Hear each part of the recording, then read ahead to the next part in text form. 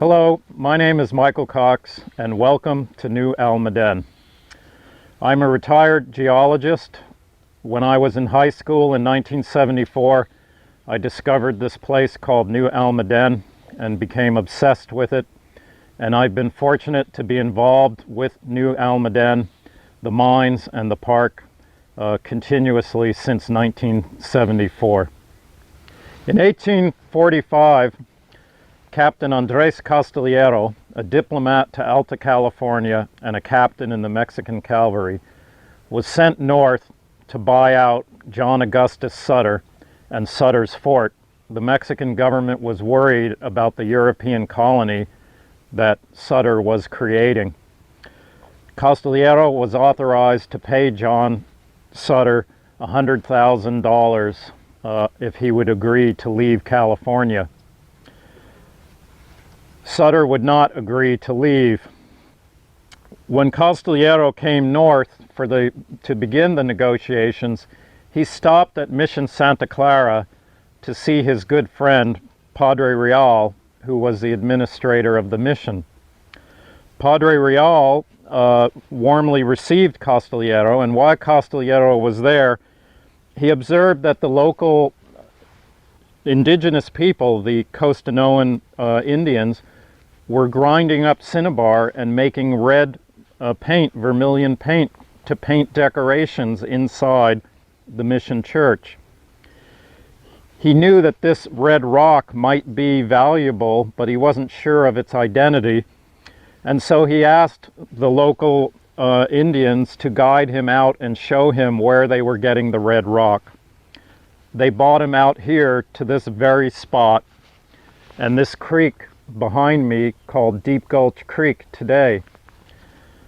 The native peoples showed him that they would walk this creek and find these rounded nuggets of cinnabar, mercuric sulfide.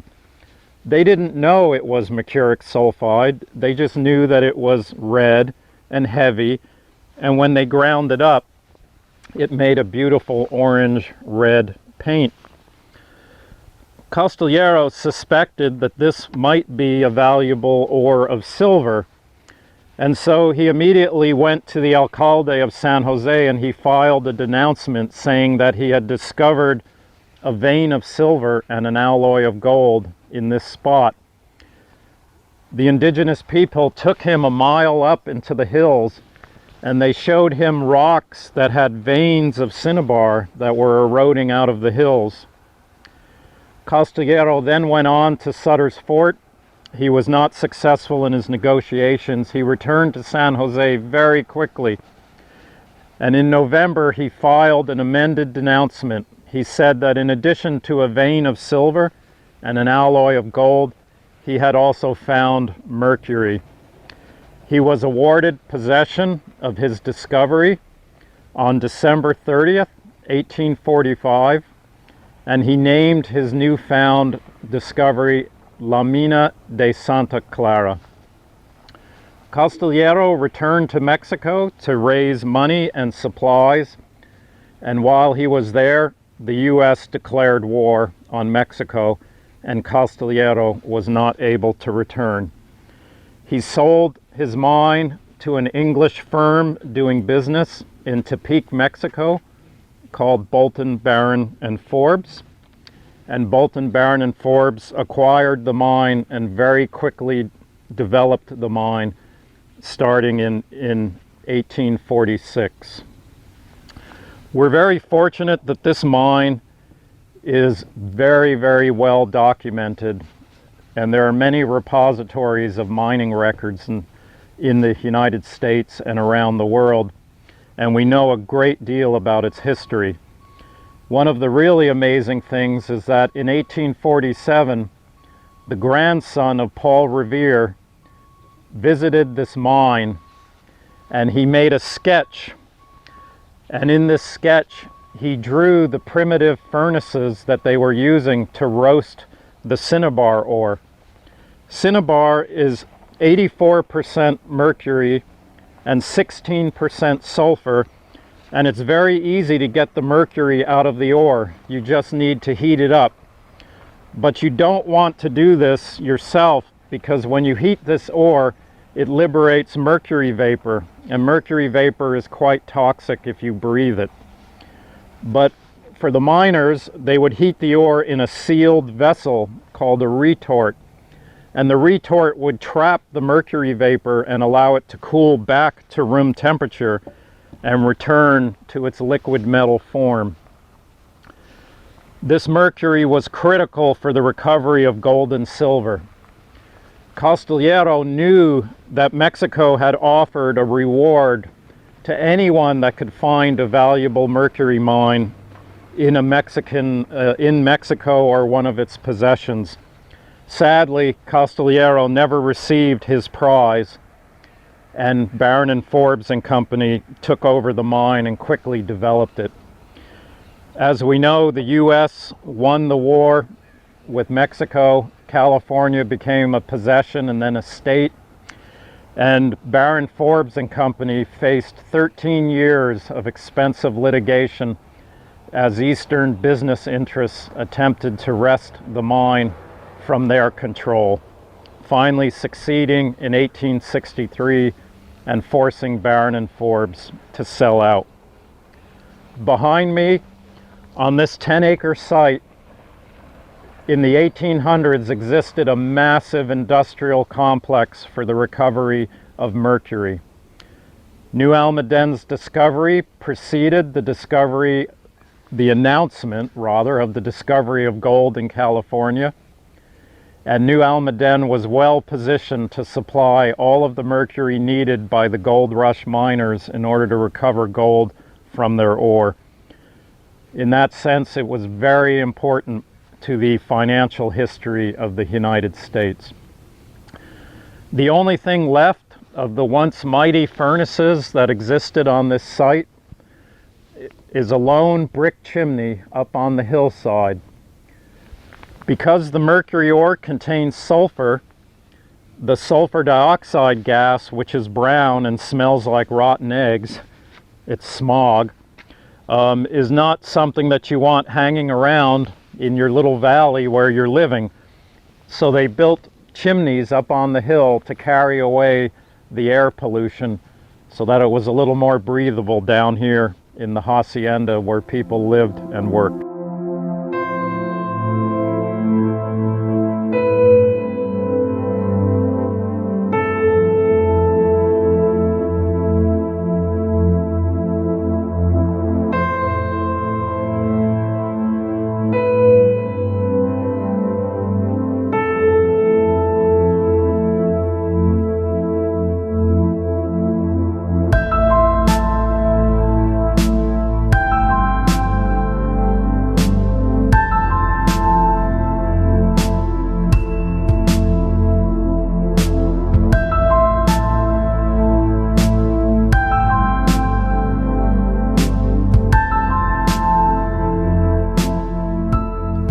We are now at Wood Road entrance to Almaden, Quicksilver County Park. It's called Wood Road, W-O-O-D. It's not called Woods Road. It is called Wood Road because the trail that we'll be walking on today was a dirt track used to transport lumber down to the hacienda furnace yard. The mining company owned about 10,000 acres of land, and much of that land was stripped of its oak trees because the mighty mercury ore processing furnaces at the hacienda burned oak cordwood for fuel. There's a picture on this sign of a pile of hundreds of cords of oak wood piled up in the hacienda furnace yard. The furnace yard easily consumed hundreds of cords of wood a month, and that yard operated continuously from about 1852 until it finally ceased operation in 1916. People used to visit the hills here and comment that the mercury vapor had killed all the trees, but they were mistaken. If they had looked closely, they would have seen all the stumps. What killed the trees is the trees were cut down for firewood. There was an exception to this, and we'll see this today as we're walking. If a miner or a woodcutter, a stone quarrier, a mining company worker, had a cabin in the trees, the woodcutters would leave those oak trees for shade. And so today in the park, everywhere that you see a very old oak tree, a very large oak tree, it's almost a certainty that there was a cabin located under that tree.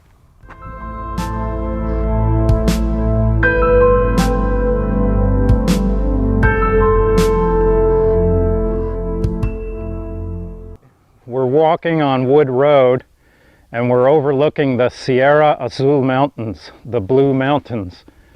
They're called that because from a distance they appear to have a blue color. Halfway up Bald Peak, just a little bit southwest of me here, there's some beautiful trees that are turning golden color in the fall. That marks the site of a spring. New Almaden is just 12 miles south of downtown San Jose. But in the 1840s, when it was founded, 12 miles was a long way. It would be a day's ride back and forth. So this really was like a wilderness. And one of the big problems in semi-arid California is water. Those trees mark a spring to which the mining company built a wooden redwood pipeline over 4.5 miles long to carry that spring water across the deep canyon all the way up to the mining camps that we'll be visiting where the miners lived. Another spring located further to the north had a 6.5 mile long pipeline. These were made like a wooden barrel, a bottomless wooden barrel with wooden staves, 2 staves thick, made in a cylinder with wire hoops every 12 inches to hold the swelling wood. They were very effective pipelines, especially because down there in the bottom of that canyon, the pressure in that pipeline was about 230 psi due to the very deep canyon and the water sinking down to the bottom of the U and then having to rise back up to climb the hill.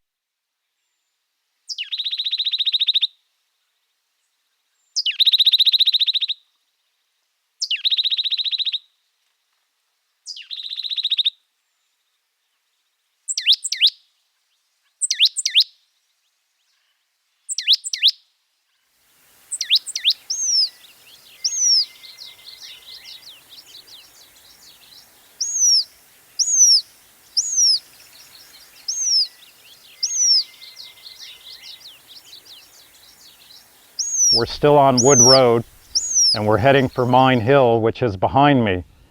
We're walking to the Mine Hill rotary furnace, which was the last operating furnace at the New Almaden mines. I mentioned earlier that the Hacienda furnace yard shut down in 1916. From 1916 until 1924, ore furnacing was done at the Senator mine, about 6 miles to the north of us. In World War II, a furnace was built on Mine Hill. This was the first time a large furnace plant was put at the location of the mine.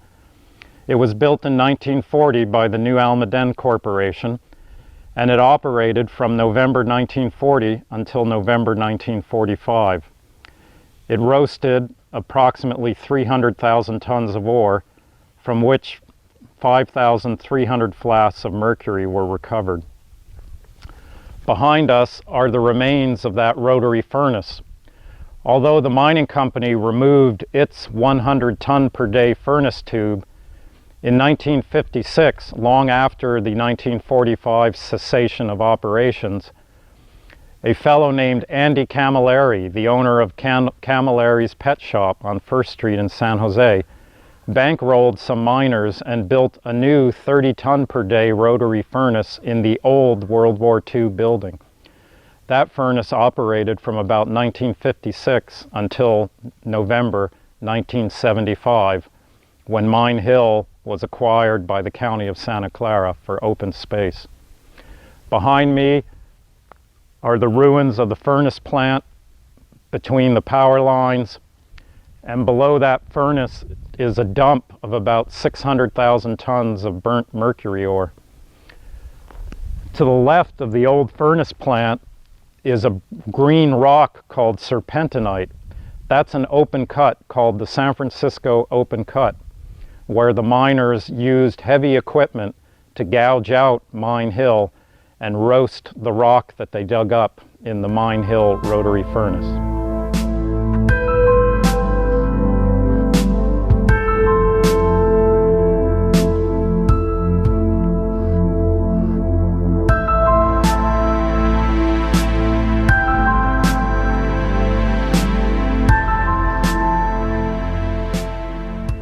Hi, we're back and we're in the San Francisco Open Cut. We're standing on about 80 feet of mine waste that's been interred in the open cut and capped. And we're looking out over the site of Englishtown and the last furnace plant to operate at New Almaden, the Mine Hill Rotary Furnace, a plant that was built in 1940 and operated until 1945, and then was rehabilitated in 1956 and operated until the fall of 1975. Juxtaposed here is the modern world, and behind the rotary furnace plant, to the left and to the background, is the old world, the original mining camp for the New Almaden mines.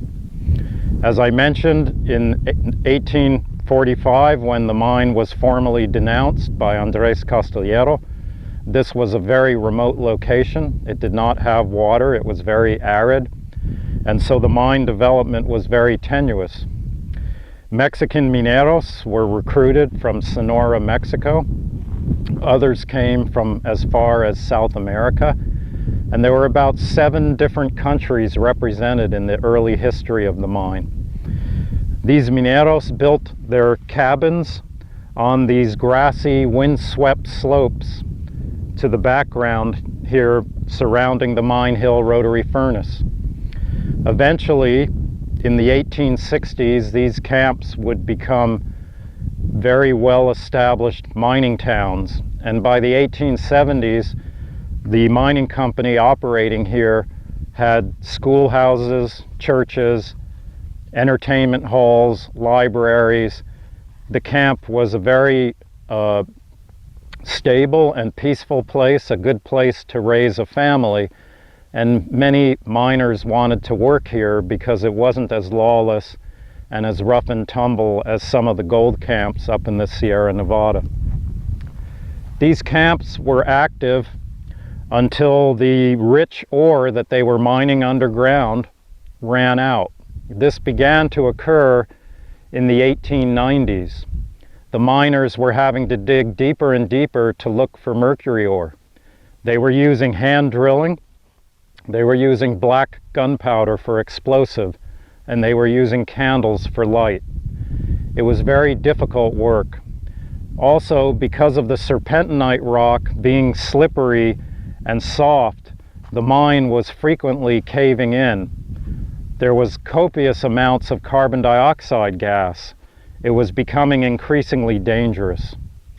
The mine manager famously wrote to the New York office that the men did not have the tools to conquer a mountain in such a mood. The halcyon days of the mine, from about 1854 until about 1890, were really pretty happy days. There was a lot of rich ore. Miners were making good money. It was a good place. After about 1868, 1863, things started to change here and the mining camp became a much more lawful, safer place. So after 1870, this was a place people really wanted to live. And they had this very good run for about 20 years. But with mining, sooner or later, the ore becomes so low grade that you cannot process it and make enough money to sustain the operation. After 1890, Mine Hill began to dwindle away. At one time in the 1870s, 10% of the population of Santa Clara County lived here and worked here.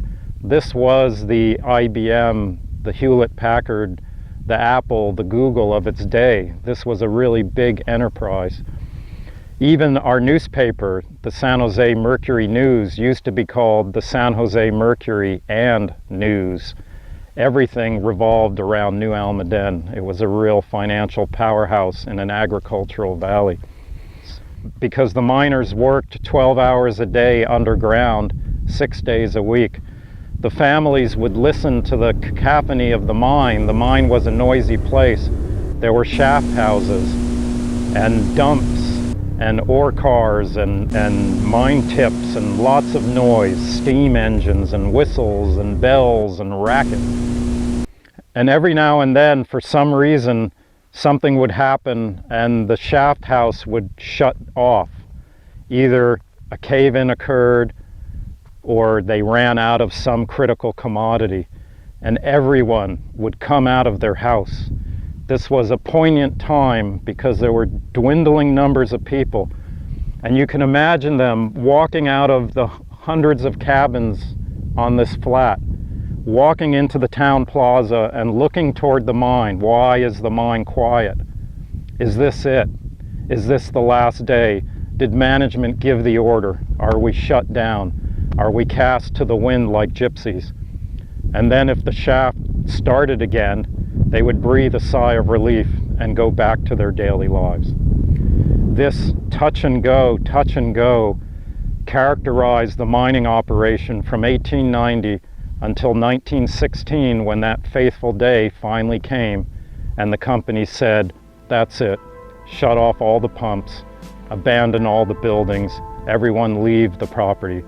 And they literally left. And there are photographs from the 1920s of these camps, and they are literally abandoned with anything owned by the company left in place. The school desks in the schoolhouse, the ornaments and the piano, the organ in the church, mining equipment just lying around everywhere, the storehouse filled with old bottles and goods that were never sold. It's as though the people just disappeared.